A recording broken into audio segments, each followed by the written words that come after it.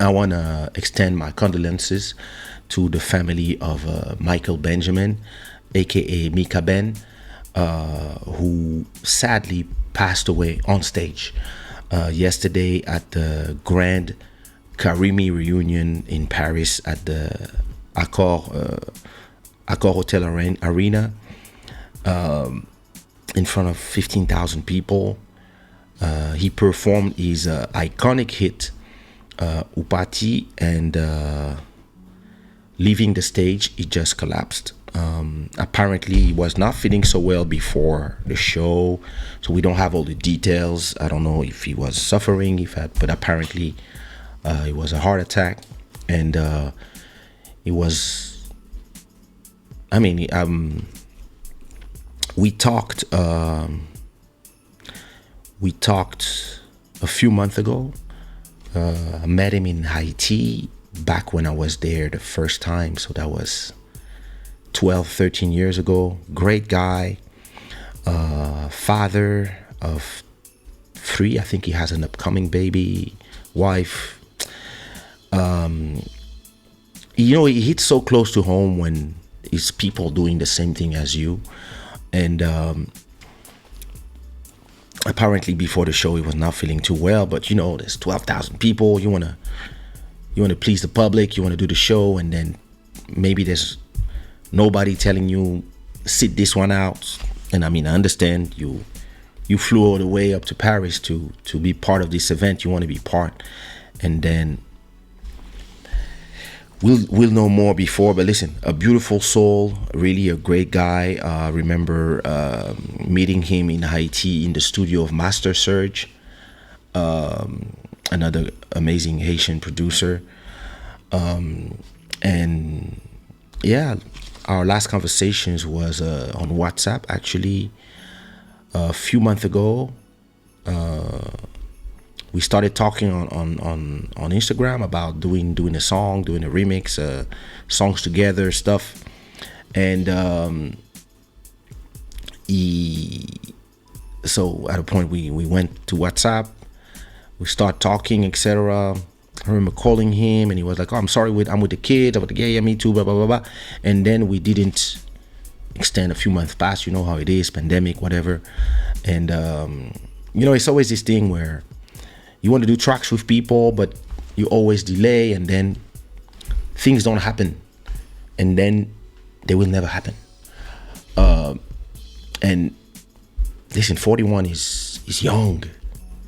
He's young. I'm thinking about his kid. I'm thinking about his wife, and like I'm sending them all my positive energy. It gave me. It gave me 2 things. When I woke up this morning, my best friend from New York told me the news. He was like, "Oh, I'm so shocked about Mika," and I was like, "What Mika?" I thought she was talking about Mika Mendes. I was like, "What's up?" I was with him 2 days ago, and she was like, "No,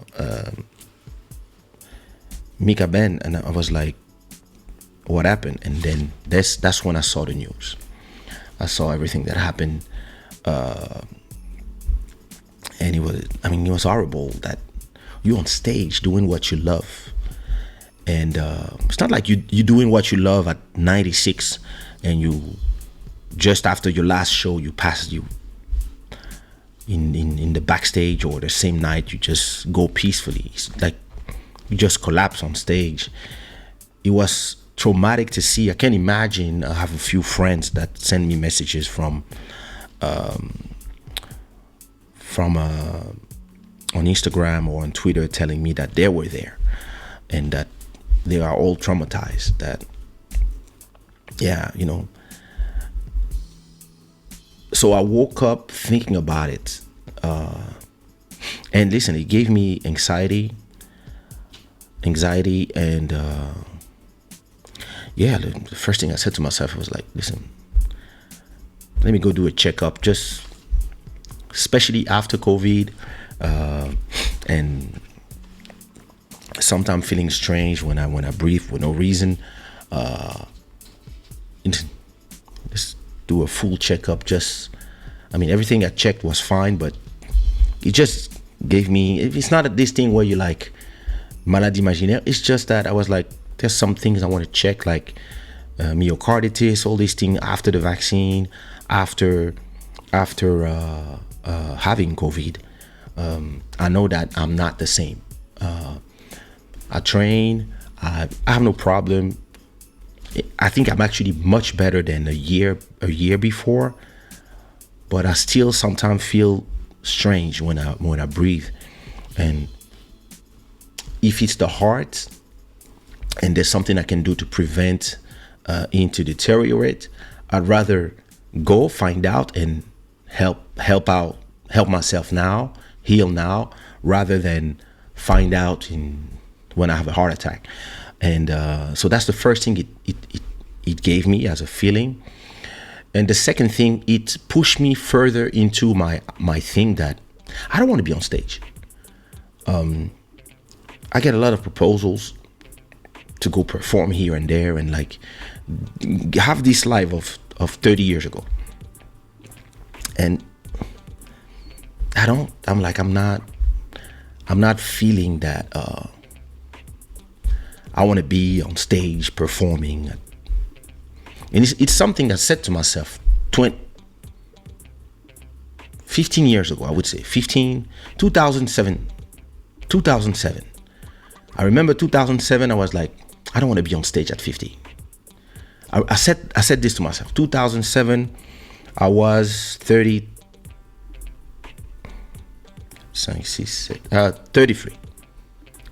I was 33, celebrated age of Jesus, and I was like, yeah, okay, what's next? That's the thing I was saying to myself.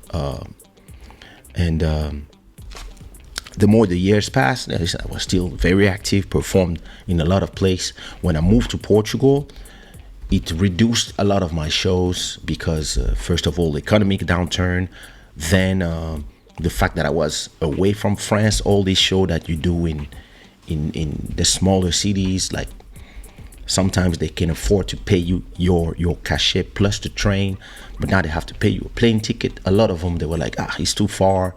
So it would be that when I come to Paris, I stay a week, and then in this week I do Friday, Saturday somewhere, and then Friday, Saturday somewhere else. I spend 4 or 5 days in Paris in the meantime, and then back to Portugal. But at a point, the show started going less and less, and then there was the whole pandemic, and I still was doing some shows here and from time to time in other places, Africa, etc.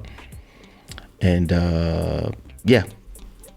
since my revenue from other things is now has doubled since I moved to Portugal, I also changed my prices, put them up a little bit, because I only want to do a few shows a year.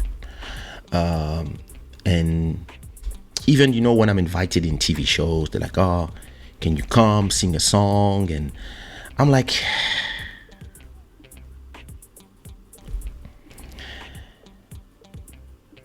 it's not that I don't like it. I'm a great performer. I think I always will be. It's just that there's so many things you can do after. There's so many things you can do. You can be behind the camera. You can listen. I've been making the same amount of, if I did 100 shows in one day of selling NFTs, for example, those things make you think, wait a minute. If I need 100 shows to make that money, and I can draw on my iPad and make the money that I would need 100 shows back in the days to do, without traveling, without having back pain, without the good shows, the bad shows, the good public, the bad public, the easy ones, the lazy ones, or the ones where you're like, oh my God, 45 minutes, let's go. And you're just like thinking something in your head while you are just reciting your playback. Like, once you did 1,000 shows, it's not that you don't like shows anymore. It's just that your dreams have been fulfilled and you need new dreams. And especially if you are an ambitious person like me, at a point, you're like, okay, it's time for me to be the president of a country. Like, see what I mean? Like, just always higher. And even if I was the president of a country, the next thing I would say is, okay, now what's next? Like, it's time for me to, etc., etc. And I've been saying it to myself. I remember, rest in peace, Jacob de Varieux.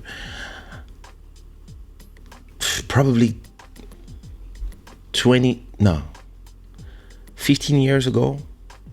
Yeah, 15 years ago. So I was probably 30 something. And I meet the guys from Kassav coming back from tour. And we meet each other in the airport. They're like, Kaysha, the uncles, you know. I'm happy to see everybody. How are you? Where are you coming from? We're coming from Santo Domingo. What about you? Where are you going? I'm going to Mozambique. Amazing, blah, blah, blah, blah. And when I look at them, they were worn. They looked tired. And in my head, I was like, are they performing because they need it? Or are they performing because they love it? And because they really looked tired. And in my head, when I saw them, I was like, I don't know if I want to do this when I'm, and I think at that time they were all in their 50s, the early 50s. And I remember saying to myself, I don't know if I want to do that. Like, when I reach that age, like, seems like at a point, all this traveling, all this having to go and sleep in different beds every 2-3 nights, or being on tour in different cities and then performing, sleeping late, etc., etc. This wears on your body. When you're young and excited, yeah, it's amazing. You love it. A new city every day, a new girl every day, a new this every day, a new monuments every day, new public, performing in front of thousands and thousands and thousands of people. Listen, I probably performed in front of, if I take all the people I performed in front of, it's probably 2, 3, 4, 5 million people. And then there's a point where you're like, listen, enough sacrifices. I want to have a family life. I want to have, see my kid grow, not having to take a plane all the time, and see them grow up from WhatsApp. And imagine when my career started in '98, there was no WhatsApp, there was no video calls. Like, I would go in places where there was no phones or no internet. So you would leave and you would only call your family. I remember I was calling my ex and my kid. When sometimes we would go on tour in Martinique for 2 months, and I would call my kid and his mom, like, only one time every week, because it costs money. So you would need it to have a phone card, and with 50 euros inside, and with 50 euros maybe you could speak 15 minutes, and then you would be like, okay, I'm gonna use a little bit every time. And you don't realize the sacrifice you're doing, because the adrenaline of performing, being there, everything for the public, for the love of music, until you realize, when you look at your kid is 19 and you're like, I don't even remember seeing him walking for the first time, seeing him doing this, going to this at school, all these things. You realize that you sacrificed everything for the love of music. And early I was like, I'm not gonna do this forever. Making music is different. Creating content, doing what I do, exchanging with people the energy, like I'm doing it now in a different form. But performing, I was like, listen, I don't know how long I want to do this. Especially in this market where our small African markets where sometimes it feels like exploitation, where you can do 30 shows this year. At the end of the year, you live good, but you're still gonna need to do 30 shows next year, because you earn money, you spend it, you earn money, you spend it, you earn money, you spend it. And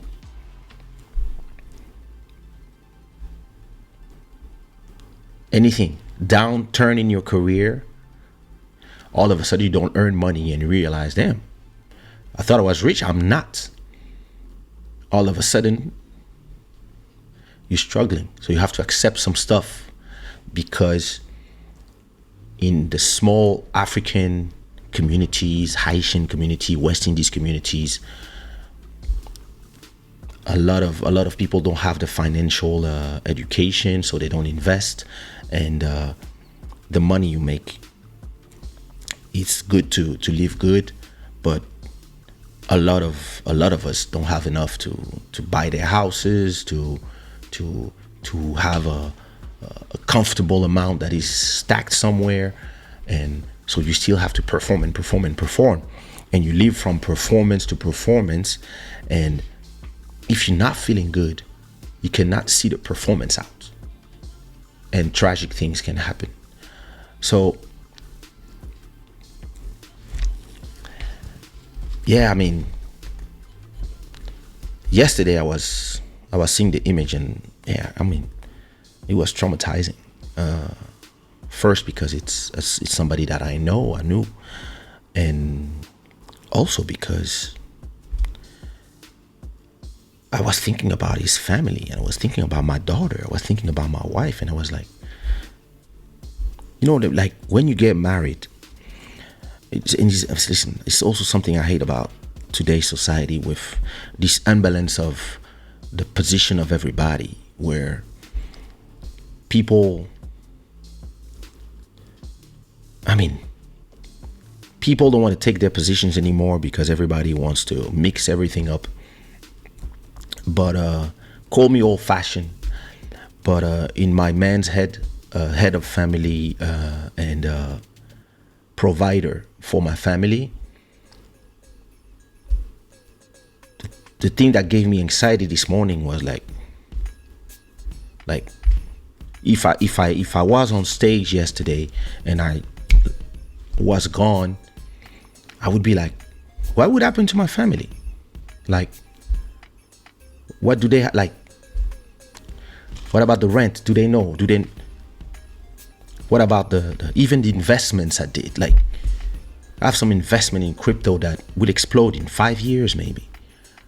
If I'm only if I'm a multimillionaire from some investments that I did, or I have or even the revenues that I'm doing, like if my wife have no clue where they come from, how, etc.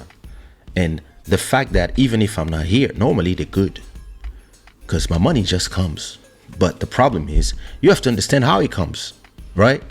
So, and where are my investment? A different one. I know some friends would know how to tell her and who to contact to make sure that they get the money that they deserve. But at the same time, I'm still in the middle of the creation of what I'm doing next, right? And then you're just gone. And I was like, damn, what would they do? Like, and I was like, yo, that's so sad. Like, because I see not only as a family person, but also as just an ambitious person that is, I wanna buy a certain type of house so that my daughter grows a certain way, and I want to put her in a certain type of school because I can, and because that it costs some money to put her in the school where I want her to be, to have the education that I want her to be, so that I don't do the same mistakes that all our parents in Africa did. And a lot of musicians' parents did the same mistakes, meaning you you make a lot of money, but you don't teach. First of all, you don't teach yourself to. I mean, it's not they don't teach yourself. You make a lot of money, but you have no financial education. So all of a sudden, you have a lot of money, so you do a lot of shit with that money, and that's the generation of my parents, the one that were lucky to make money. And I can see in even these generations of politicians, a lot of them, if they come from not having money to having money, it just corrupts them. It is the way it is. And you want to be, and it's a good thing my parents put me in special, in places of education, so that I know what to do with money when I get it. And I want to create a future for my children where not only they will not miss nothing in the future, but also they will know what to do with what I leave, and not just be there not understanding or becoming some idiots. And you think about all these things, and it just, listen, I was talking to Buddy today. I went for my 5 kilometers walk today, and I was just saying to myself, yo, bro, the one thing I said to myself is, because I've seen a lot of artists saying, yo, listen, that's a glorious way to die, like on stage doing what you love. And I was like, no, not at 41. No, thank you. Yeah, okay, 96, maybe, but not so young, doing what you love and being. No. I'm sorry. I don't. To me, that's. And yeah, you will romanticize it how you want, etc. But he didn't deserve that. Especially such a great guy, such a talented artist, and the feeling he just gave to me was like, listen, I don't want to be on stage anymore. Like, I don't. And listen, being on stage is amazing. You receive an amount of love that is so different. People love you. People show you the love, etc. And doing it maybe 2-3 times a year is something that I will always love to do. But trust me, moving away from that, moving on from that, is really what's in my mind. What excites me is coming here and share my knowledge, share with you, with your knowledge, have conversations about different things, and try to turn this into, try to make this YouTube channel generate something like, I don't know, 10,000 every month. Those are objectives. And I get invited all the time to do shows. I get invited all the time to even TV shows. Yeah, can you come, a TV show, sing a song? And I'm like, I prefer talk about my show, talk about my NFTs, talk about the things I want to do in the future, and not you guys continue to put me in the box of singer, rapper, when I've been way more than all that for 20 years now. But people are just like, on dit quoi? One love. You see what I mean? And even people, when they discover this show, the first thing they do when they knew in the comments is, are you gonna sing something? So yeah, listen, that's how it made me feel. When things like that happen, it really puts you into a self-reflection as an artist and as a family man, and somebody listen, when you are 20 and you performing around the world and you are successful, you actually don't have nothing to lose, and you are somebody that other than your siblings and your parents, you are not somebody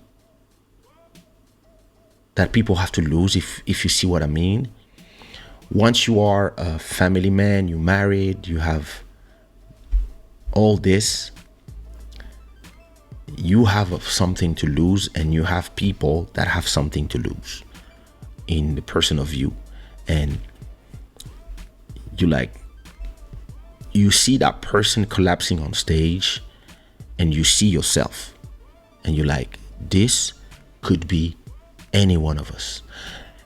And the last time I had that feeling was when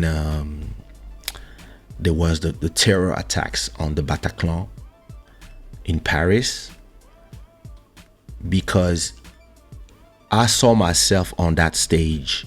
I've been on that stage 100 times performing, and I was like, yo, this could have been us performing with our public, and people starting shooting the place up, killing everybody in the public, plus you having to try to run away in the backstage and trying to find a way, and not knowing if you would make it out alive. And when the terror attacks happened, I played the movie in my head so many times of what would have I done, like run away from where, because the exit is this way. Then you have out there, you have some exit, but I think people could not exit. So you can go up there, you can go in the backstage, but there's a point like you feel trapped because you don't know what's gonna happen, you don't know when, but all these things. And when these happen, I remember I was like replaying in my head me on stage and this happening, because then it's real. And yeah, seeing Mikaben yesterday collapse, I was like, yo, this could be any one of us performers who, yeah, sometimes you just push the envelope for the show because of excitation, because the energy you receive is so much. So, and I was like, yo. So listen, rest in peace, Mikaben. You will be missed. Thank you for your contribution to music. A lot of prayers for your parents, your children, your wife, and all the artistic community from Haiti and from elsewhere. Bless.